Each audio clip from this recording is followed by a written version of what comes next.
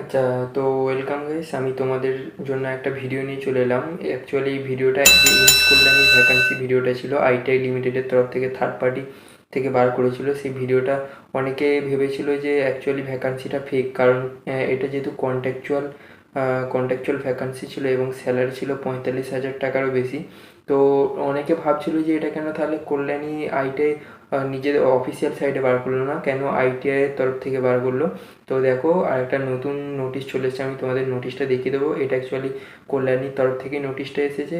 আমি যা আগের ভিডিওতে বলেছিলাম সেম ভিডিওতে কিন্তু বলা রয়েছে। তো যারা এখনও পর্যন্ত অ্যাপ্লাই করনি তারা কিন্তু অ্যাপ্লাই করে দেবো। 12 তারিখ পর্যন্ত লাস্ট ডেট আছে। তো আমরা বেশি না কথা বাড়িয়ে আমরা একবার নোটিশটার দিকে নজর দিই এবং কি লেখা আছে আমরা সেটা বোঝার চেষ্টা করি।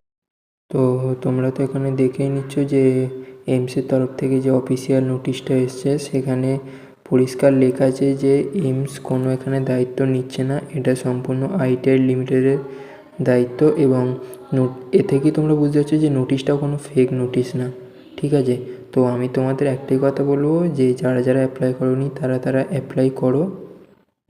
এবং যারা ভাবছে যে টাকা ঠিকঠাক দেবে কি না দেবে সেটা সম্পূর্ণ এখানে লিখে দিয়েছে যে সম্পূর্ণটা দায়িত্ব নিচ্ছে আইটিআই লিমিটেড।